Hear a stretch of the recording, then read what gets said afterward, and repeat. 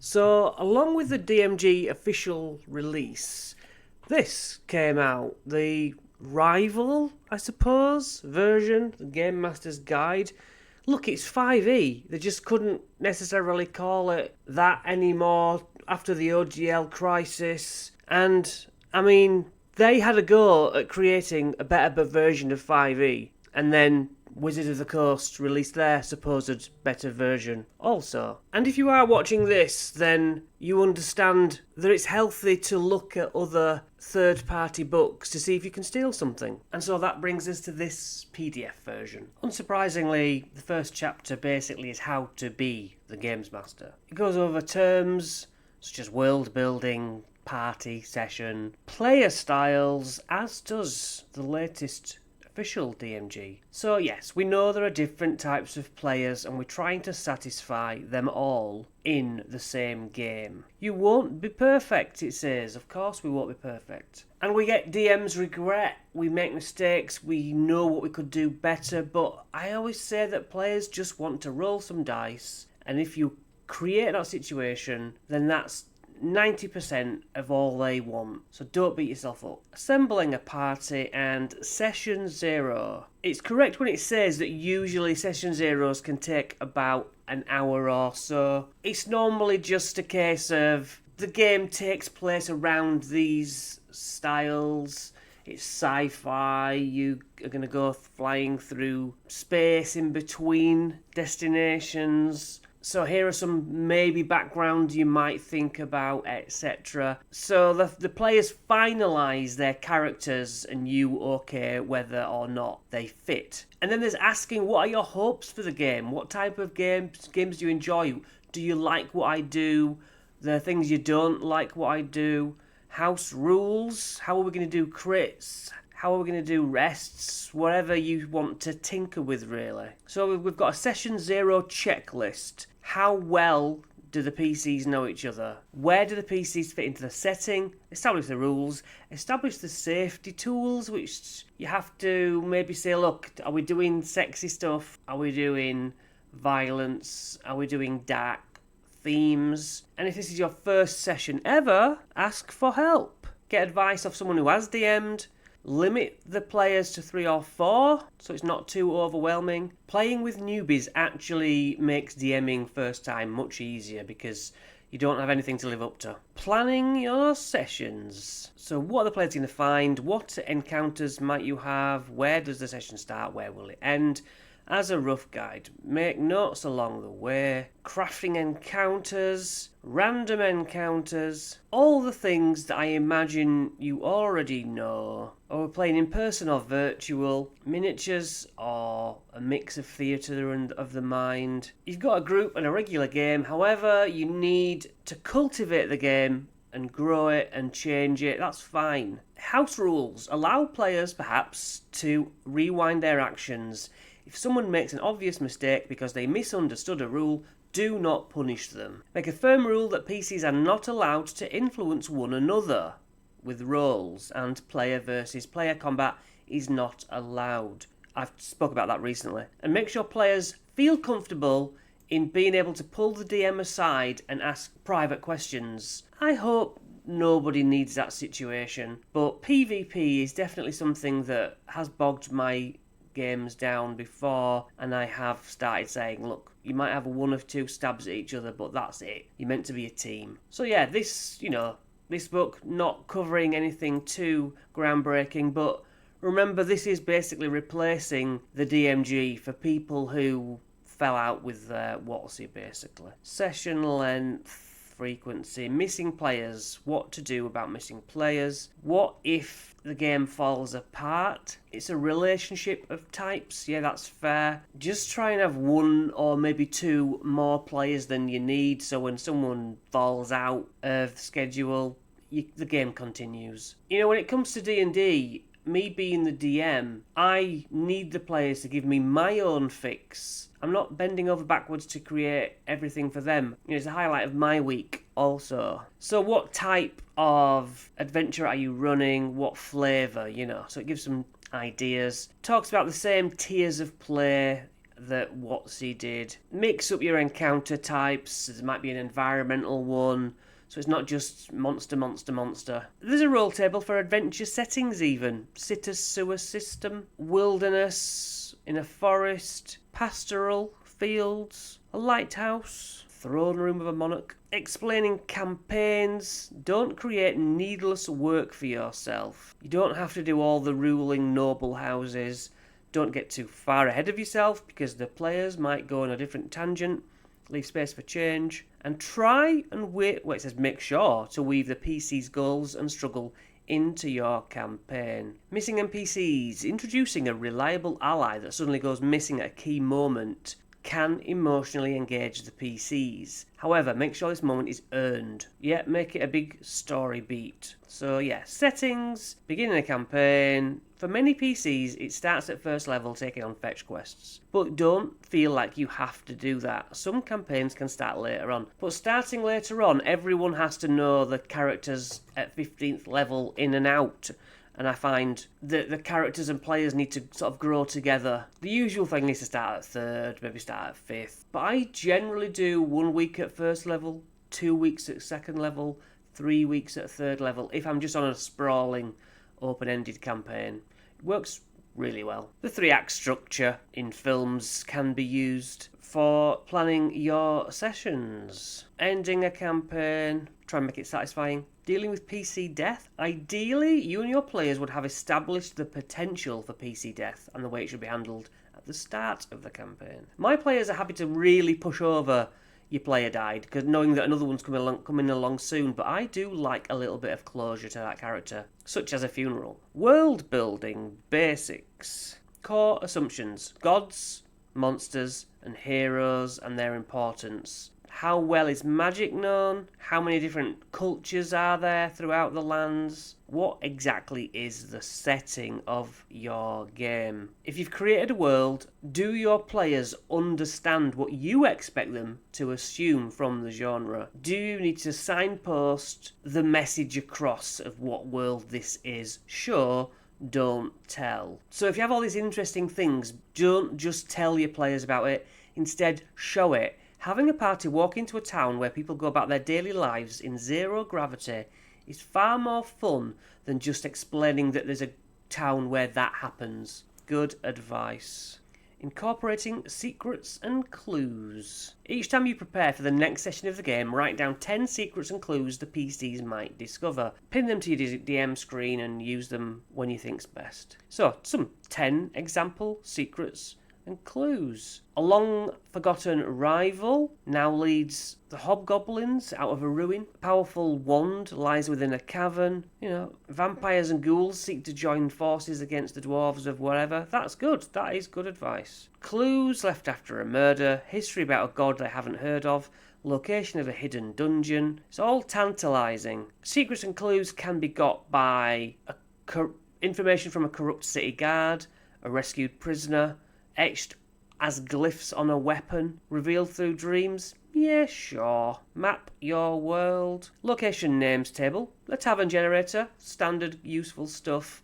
Landmark name generator. Travel scale. Making a map.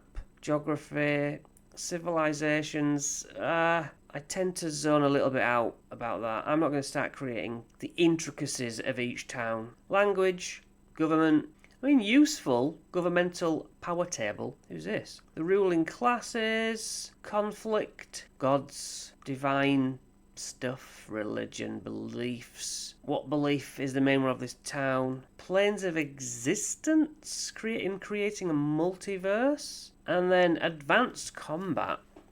Advanced combat. Choose the right combat style. When a more detailed combat map isn't feasible, use theatre of the mind. When you're improvising combat encounters, theatre of the mind. Battle grids, we all know how to use those, I think. We understand these basics of the attacks and radii that monsters use. Combat encounter, building expanded. So encounter budget is... For PCs of 1st level to 4th level, your encounter budget is equal to the total of all PC levels, so 4 1st level characters, divided by 4, i.e. challenge rating 1. So above 10th level, powerful PCs of 17th to 20th, your encounter budget is equal to the total of all the PC levels. Then we have encounter templates. So that's like Act 1, Act 2, Act 3. Zone 1, Zone 2, Zone 3 of a volcano summit. It's a good rule of 3 is useful. Bosses and bodyguards. You can really get into the weeds to learn how to do this, but then just keep it as simple as you can for yourself. Here's a battle zone, 4 different quadrants, simple enough. That's what your DM's notes should look like, in my opinion, at the very core. Twin bosses, triple bosses, because generally speaking, bosses should have minions at least, if not something more interesting. Now that might mean that we're talking about the big boss and some environmental stir-ups that happen, which can be incorporated in legendary actions. They work with the surroundings. Yeah, incorporating settings and terrain. We've got difficult terrain, boot-sucking mud, loose rocks, thick foliage, limited visibility, talks of traps, aerial combat, banking, turning at 45 degrees, an acrobatics check. Climbing, stopping mid-air, large-scale combat, unit value. There's some maths to do if you really are that type of DM. So it's useful. It's useful. Resolving combat. At the end of a combat round, the leader of each unit must make a DC 10 morale check. On a failure, somebody runs away. Multi-phase combat with many opponents. Underwater combat, vehicles, driving, interlocked vehicles, brawls, mobs, swarms, colossal enemies, minions and hordes.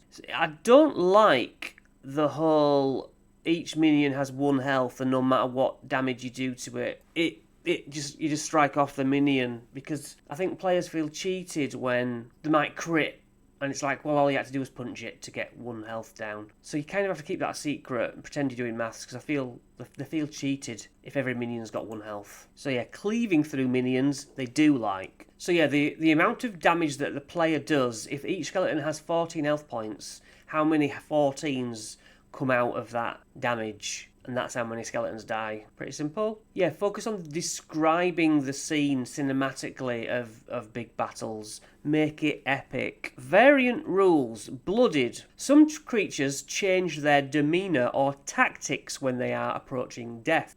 I am in big favour of this. A blooded creature at half health gains a +2 bonus to its AC, but suffers a -1 penalty on attack rolls. A blooded creature has advantage on attacks, but other creatures have advantage on it also. A blooded creature must succeed on a wisdom save of 10 or flee. A blooded creature fails a save, it can choose to succeed instead once a day. When it gains the blooded condition, the creature automatically recharges its fire breath, for example. It's desperate to stay alive, and I like that.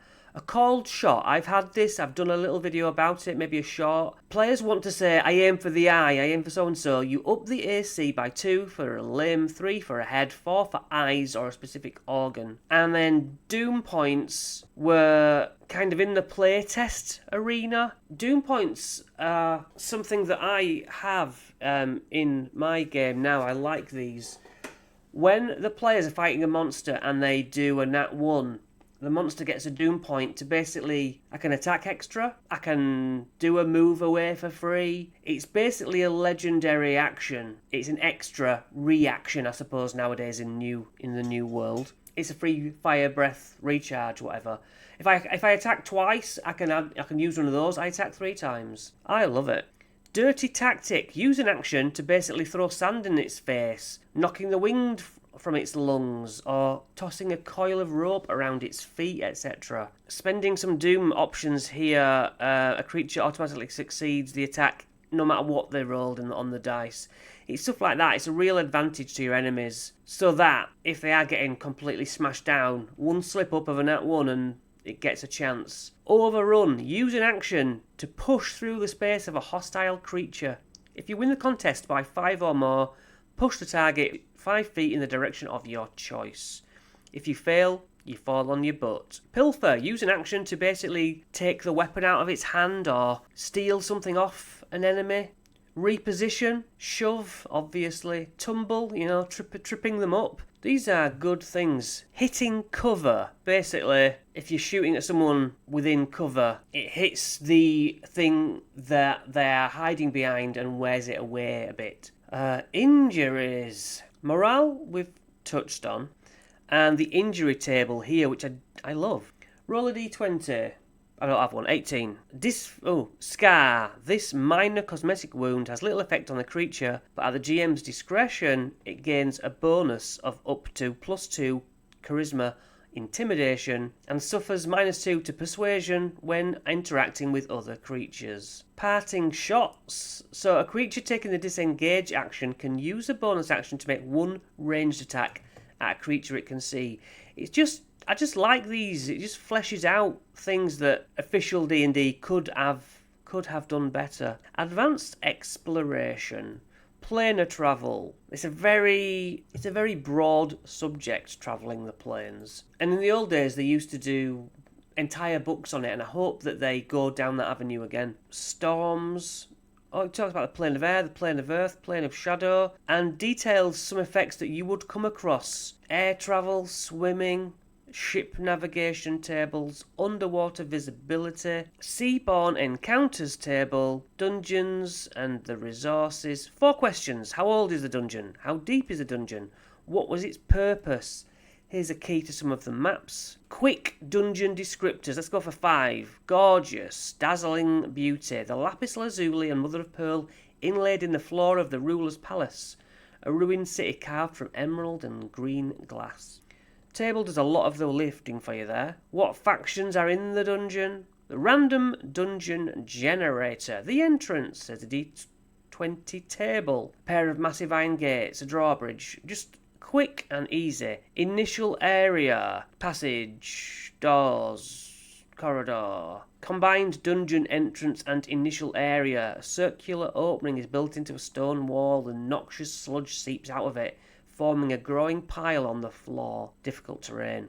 Passages, doors, chambers tables, secret doors, stairs. What's the purpose? The exits, the stair detail. The contents, dungeon chamber contents, monsters, obstacles, traps, tricks or empty. Death trap, mine, lair, planar gate, a maze, strongholds. Look at this, just tables, vaults. You could sit and just randomly create a unique dungeon with such ease. Trick effect. A trap ages or reverse ages the first creature to touch it. An object flies around. Random tricks. Trick objects. The atmosphere of the dungeon. The noises. Container contains findings, leaves and twigs. Dried blood. Arcane furnishings. Religious furnishings, general furnishings, books, scrolls, tomes, statues, paintings, just it goes on and on. Puzzles, solutions, an indication of a puzzle's answer. Riddles, some actual examples. Additional rules, weather, temperature, travelling activities, foraging, and then advanced social. We're going into NPCs here. Quest givers, allies. You've got 20 options. Antagonists, 20 options. Villainous schemes, 20 options. Backgrounds for NPCs. NPCs need reasons to be alive, giving quests, or having wants and desires. Names, useful. Here's an example with all that put to the test. Role-playing NPCs. Notable features. These are things I love. I'd use these in order. The first guy dyes his hair and clothing to match. The next NPC has eyes of different colours. It just helps out what professions they might be. Flaws and wants. They criticise everything. He's painfully shy. They live to see tomorrow. Personality traits. Bonds. They're allies with factions. They're allied with villains. Ethnicity. Then talks about factions a little bit, their values, who's in charge, what's their motto. Another example of a faction NPC. Additional rules. What is their attitude? How friendly or neutral or hostile are they? Their attitudes change. They have reasons for that attitude. What status do they have? They're vexed. A group or individual within the faction knows the PCs and wants them punished. They block information, though don't expend much effort if the PCs cross them again. So status and reputation just makes things a little bit more involved. Adventuring options. Curses, diseases, hazards and traps. Some tables for severity. There's good curse descriptions here, like babbling hex. When a creature breaks a promise or fails to hold up a bargain with a fae, it must succeed an intelligence save or it is cursed. It loses proficiency in all language, can't read, write or speak. Just stuff like that. Burning apparitions, curse of lycanthropy, covetous dead. And these are all fresh, aren't they? These are all fresh and newly thought of. Frenzied dancing, mayfly addiction, and as you can see, it goes on to diseases, apocalyptic fungus, carrion curse, cackle fever, nullifying blight, some lovely art, sight rot. So I know these diseases and things can be cured fairly quickly, but give an NPC some of these alchemy fallout effects, arcane instability damage. I mean, then you've just got an alphabetized load of them. Traps. Trap descriptions. Collapsing roof. Falling net. Gravity orb. Gravity wheel, fire breathing statue, hanging mace, hellfire gout, a hanging net. A lot of these I no longer use. I no longer, the old pendulum blade. Oh yeah, rolling boulder. Let's bring some of those back, because you might have moved on from those beginner moves, but they're cool. Lightning floor, pit trap, log spear, poison darts, variant pits. Some pits are used for feeding monsters, so they fall into that. Pop-up blades, searing oil, sweeping spikes, and then downtime expanded, because downtime is in probably the player's handbook, what they did. Potion brewing, yes, now we're talking. Magic item crafting by level, weeks by rarity, consumable crafting by level, how long it takes for the guys to craft it for you. PCs must be proficient in artist tools, arcana skill, nature skill, religion skill. You have to have the skills to make these things. Spell making time and cost. That needs copying onto your DM screen. That is useful. Dread. When the PCs witness terror, this is going into Call of Cthulhu territory. Dread can scar a creature indefinitely. And basically there's short-term dread, long-term dread, and indefinite dread. If you see the thing that you fear or brought you to 0 hit points, you freak out, that sort of thing. Vivid hallucinations, flashbacks. A flaw that lasts until cured. I must bend the truth, exaggerate, or outright lie to be interesting to other people. I can't take anything seriously. The more serious the situation, the funnier I find it. Firearms, gunpowder, the training, wet ammunition. So it really goes into detail. Here we have a table, the cost of weapons and the properties. Lovely art descriptions, special gear. Depends if you're doing that sort of thing. Magic items expanded because it's already covered them in recent books. The lore of these things. Finalities, scythe, just some magic items basically. Oh, I love new ones, what they've never heard of. Mirror of life trapping, sentient magic items, its personality, poison types, poison descriptions, poison tables. Luck is a new idea in this game specifically. There's a mechanic where they gain luck for having like nat ones or something, almost like it stacks up, and then you can expend luck to make your rolls better. It's just a bit of yin and yang, Gemstones of different values, art objects, rare art objects, blah blah blah. Awarding treasure hoards by levels. It goes into consumable magic items, breaks down treasure bundles for each significant level of play. Random magic items tables, uncommon, rare, very rare, legendary, and then siege weapons and stats for Hanging Cauldron, Mangonel, Trebuchet. Vehicles expanded. Water vehicles. Aerostat is a Zephyr type thing, which of course my Homie and the Dude playlist will lead you into a more expanded air vehicles place. Carriage, Cobalt Crawler. Look at that. 20 passages in this mechanical centipede thing. A mole, a nautilus, a raft, steam-powered warship, a glider, tandem glider, a winged dragon, which is a gargantuan air vehicle, and then more variant rules. Chase encounters. Chases are good. Chases are good. Where's it going to take place? What are the obstacles? What are the DCs? Obstacles, tables, initiative, variants. With this variant, creatures don't roll initiative at the beginning of an encounter. Instead, each creature uses a set initiative score equal to 10 plus their dex modifier. So pretty much they're always in the same order, but the monsters can change. Team initiative. Monsters or PCs go first in a bunch. Rolling initiative at the start of every round, which I also like. Monster harvesting. This has been missing for so long in 5th edition. What are the DCs for harvesting from different challenge rating creatures? And then what do you get off each creature and how do you craft it or sell it? What can you do with it? Making poisons? How hard is it to work with this harvested stuff?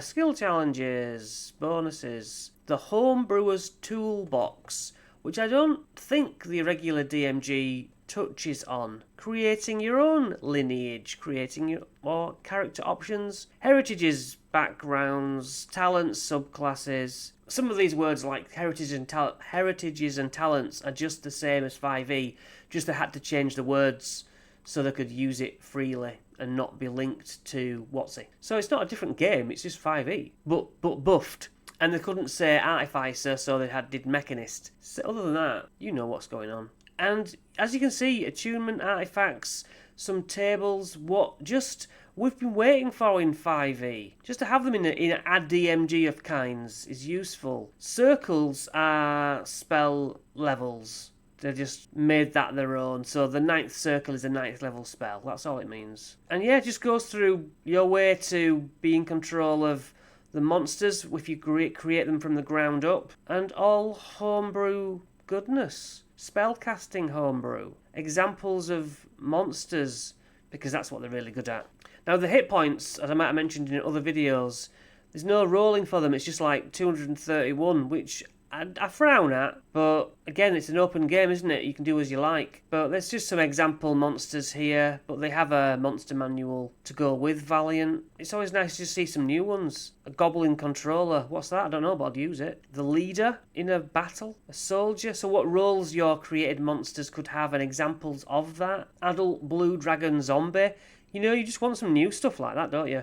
Creating a stat block. Creature statistics by challenge rating. So that's a very useful table. The save DCs, the damage per round, the attack bonus, all the way up to challenge 30. Nice and straightforward. Just so much new stuff in here. Swarms have unique features. And then some random encounter tables of all different types of area. Arctic? Yes, here you go.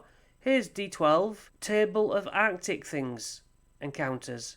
Here's a tier 2 Arctic. So they even go up in how difficult is the fight needing to be because of the levels of the players. And then the Badlands. And so 4 Badlands tables increasing in difficulty. Coastal. And you can see this is what Kobold Press have always been good at. Segregating into particular needs. Deserts, mountainous, urban, and going into farmlands even here. Forests, obvious. But yeah, just the work is full on. Because they've been doing it alongside WotC for a long time. That is awesome. Even planar stuff. Not of this world. Void dragons. Astral destroyers. Swamps. Underground. Underwater. And then we have random campaign dressing. An instant town. This is very, very useful. City centre. NPC generator. The quirks, the professions. Mildly magical curios. So, yeah, I think this beats the other DMG hands down. Trinkets and treasures within the castle. Quirks of the castle. Environmental encounters. Fantasy inspiration. Talks about books and films and stuff you can read to be inspired. A long, long list. And films and TV shows. That's if that's, easier for you. games to play, and then our index. All in this book. I like having both, but those tables can be really useful, especially when I get around to doing my homebrew world in a few months' time. And no doubt I'll be using it on this channel as we go into following my homebrewing building. Thanks for watching.